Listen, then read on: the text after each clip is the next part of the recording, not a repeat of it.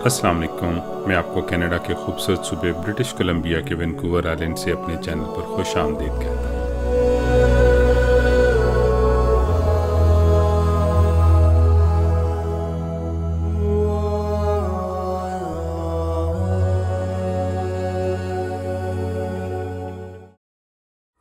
इस सीरीज़ में आप मेरे साथ व्हिस्लर और वैंकूवर आइलैंड की सैर कर रहे हैं। पिछली किस्त में हम हॉर्स बे इशू से फेरी में सवार होकर ननाइमो पोर्ट पर पहुंचे थे। रात हमने आरवी कैंप साइट पर गुजारी। कनाडा में कैंप साइट्स गवर्नमेंट की भी होती हैं और प्राइवेट कैंप साइट्स भी होती हैं। इस कैंप साइट में जहां हमने कैंप किया ये एक प्राइवेट कैंप साइट थी। ये हमारी ननाइमो की कैंप साइट है। ये बेसिकली शहर के अंदर ही एक हाईवे के साथ RV full hookup full facility private site है। अच्छी मेंटेन की हुई है, लेकिन उस तरह इसमें रहते हुए वो विल्डरनेस की फील नहीं आती जो आपको गवर्नमेंट कैंप साइट में मिलती है। यहाँ पे फुल हुकअप से मतलब ये कि यहाँ पे पानी का कनेक्शन है, जो कि लोग अपने मोटर होम वगैरह पे आते हैं उनके साथ पानी को हुकअप कर लेते हैं। बिजली का कनेक्शन है, ये छोटा बिजली का कनेक्शन है। ये अमूमी तौर पे 30 एम्पियर 30 एम्पियर का होता है, और इसके अलावा फिर बड़े 50 एम्प्स का भी हुकअप कनेक्शन होता है। इस चीज़ के ऊपर इसका निसार है कि आपकी आरवी कितनी बड़ी है और उसके अंदर क्या फैसिलिटीज़ लगी हुई हैं। ये हमारा टेंट ननाइमो में लगा हुआ है, और इसी तरह हमने एक रात का स्टे किया था। इस तरह ये एक आरवी हुकअप हुई हुई है, उसको वाटर कनेक्शन भी जा रहा है और बिजली का कनेक्शन भी जा रहा है।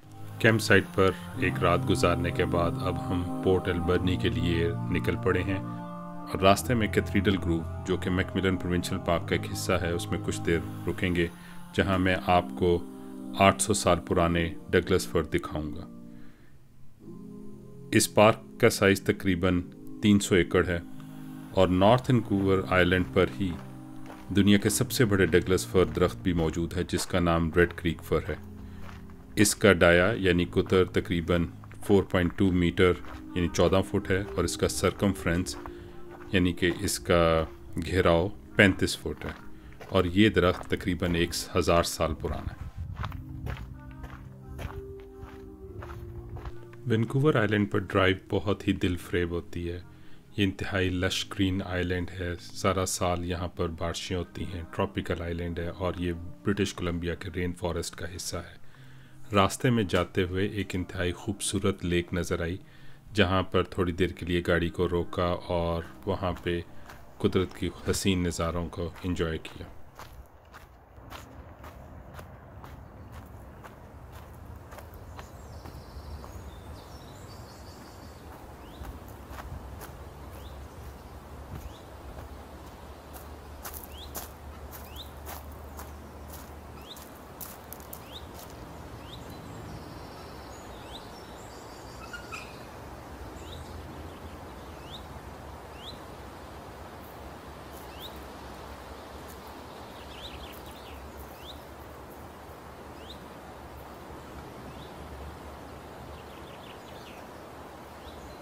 पूरे ब्रिटिश कोलंबिया सूबे में जहाँ से भी गुजरें झीलें ही झीलें हैं। समझ नहीं आती किस लेक पर रुकें और किस पे ना रुकें, और कहीं पे भी थोड़ी देर रुकने के लिए इंतहाई खूबसूरत स्पॉट होता है।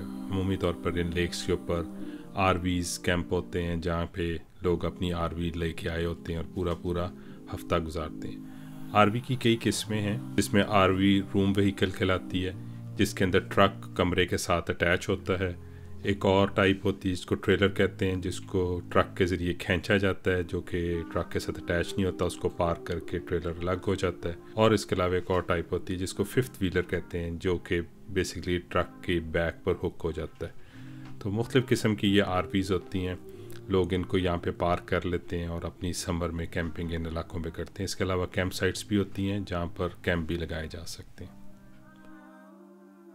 प्रोविंशियल पार्क की एंट्रेंस पर पार्क के बारे में तमाम तर इन्फॉर्मेशन दी होती है, जिसको मैंने यहाँ पर कैप्चर किया है। अगर आप इस इन्फॉर्मेशन को पढ़ना चाहते हैं तो यहाँ पे आप थोड़ी देर वीडियो को पॉज करके इस इन्फॉर्मेशन को पढ़ सकते हैं। हर जगह की फ़र्स्ट नेशन के हवाले से ख़ास सिग्निफिकेंस है, और अब गवर्नमेंट फ़र्स्ट नेशन को बहुत ज़्यादा एक्नॉलेज कर रही है, जिसकी वजह से उनकी इन इलाक़ों से और इन चीज़ों से क्या एसोसिएशन है उसको भी इसमें बताया जाता है। इसके अलावा पार्क के अंदर और क्या देखने को है, क्या क्या अट्रैक्शंस हैं, उन सब के बारे में मालूमात मौजूद होती है।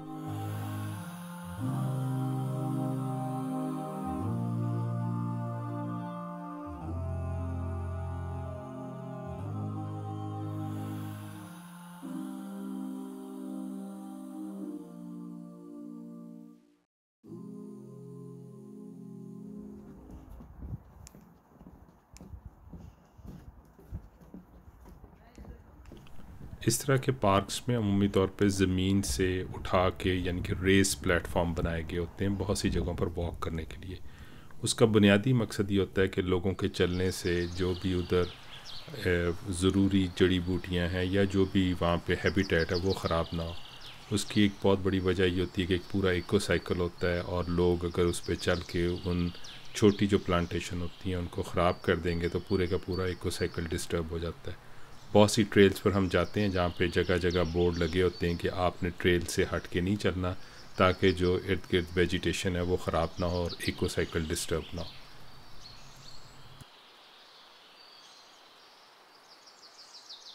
चूँकि इस पार्क में दरख्त बहुत ज़्यादा पुराने हैं और इस इलाके में तेज़ हवा भी बहुत चलती है, तो मुख्तलिफ़ जगहों पे वार्निंग दी गई थी कि अगर बहुत ज़्यादा विंडी कंडीशन हो तो पार्क को छोड़ दें और वहाँ से निकल जाएं, क्योंकि बहुत पुराने दरख्त होने की वजह से और बाज़ का दरख्तों के तने अंदर से खोखले हो गए होते हैं, तो उनकी टहनियाँ गिरने का डर होता है, उनके तने गिरने का भी डर होता है, जिसकी वजह से किसी किस्म का भी हादसा हो सकता है। तो जगह जगह ऐसे वार्निंग्स लगी थी अगर विंडी कंडीशंस हों तो फौरी तौर पर पार्क से बाहर चले। ये डगलस फर के जो दरख्त मैंने भी आपको दिखाए हैं ये हज़ारों साल पुराने हैं, और इसी तरह का एक नेशनल पार्क यूएस में भी है जिसको आप गूगल करके देख सकते हैं। वहाँ पे बहुत बहुत बड़े दरख्त के एक वक्त था काटे गए, और उसके बाद फिर वहीं से नेशनल पार्क्स का कॉन्सेप्ट अमेरिकन प्रेसिडेंट ने स्टार्ट किया। तो यहाँ पे दरख्त हज़ारों साल पुराने हैं, गिरते हैं, उनसे आगे फर पैदा होती है, आगे पौधे पैदा होना शुरू हो जाते हैं। ये डगलस फर कई 100 फुट ऊंचे हैं, बहुत बहुत बड़े चौड़े तने हैं, और एक अल्लाह ताला की कुदरत है हम यहाँ देख सकते हैं। अभी मेरे पीछे एक छोटी सी क्रीक बह रही है, इतना क्रिस्टल क्लियर इसका पानी है इस क्रीक का कि बिल्कुल इस तरह शीशा बह रहा है। और आगे ये क्रीक जाके सामने लेक है, इस लेक में जाके गिर जाती है। चलते हैं, मैं आपको भी और इसके अंदर किसी नेशनल पार्क की और जगह दिखाता हूँ। चलिए मेरे साथ। मैकमिलन प्रोविंशियल पार्क के इस हिस्से में बहुत से दरख्त हैं जो कि तकरीबन 800 साल या इससे भी ज़्यादा पुराने हैं, और इसके अलावा ऐसे दरख्त यहाँ पे तकरीबन कोई 350 साल पहले एक बहुत बड़ी जंगल की आग लगी थी, जिसके अंदर बहुत से दरख्त तो जल के ख़त्म हो गए लेकिन बहुत से सरवाइव भी कर गए। तो उनके बारे में भी यहाँ पर इंफॉर्मेशन दी हुई है।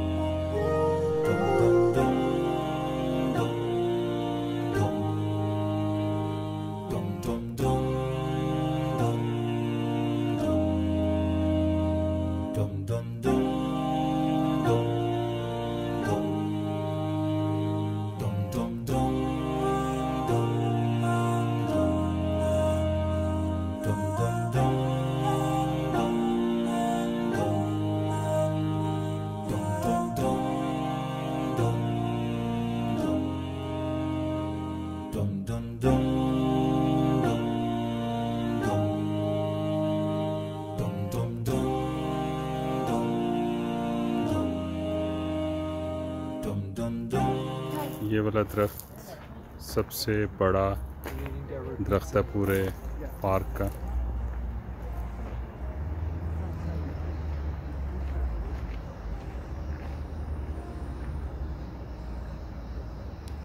इस प्रोविंशियल पार्क का जो सबसे बुलंद दरख्त है वो तकरीबन 76 मीटर ऊंचा है और तकरीबन 9 मीटर उसका सरकमफ्रेंस है।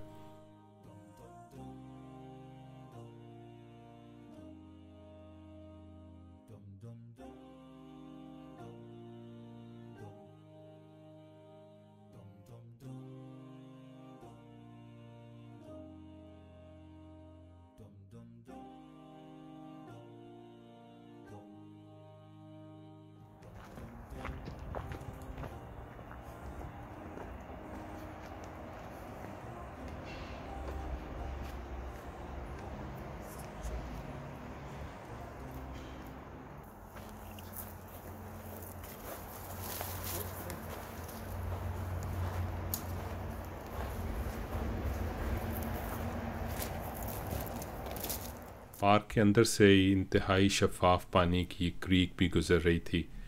इंतहाई साफ, इतना पानी शफाफ था कि नीचे पत्थर भी साफ़ नज़र आ रहे थे। थोड़ी देर हम इस क्रीक के ऊपर रुके और अपने आप को फ्रेश किया और उसके बाद फिर दोबारा पार्क के अंदर से गुज़रते हुए आगे पोर्ट अल्बर्नी की तरफ चलने का प्लान किया।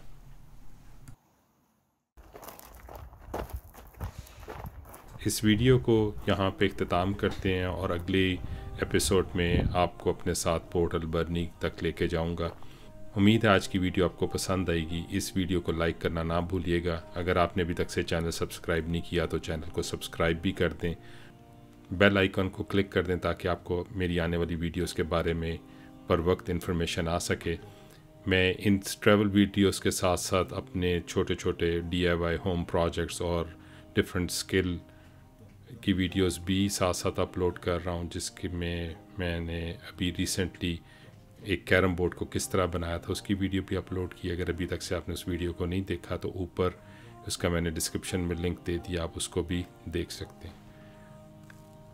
इस वीडियो को यहाँ पर इख्तिताम करते हैं इस दुआ के साथ, जहाँ रहिए खुश रहिए और लोगों में आसानियाँ बांटते रहिए। अस्सलाम वालेकुम।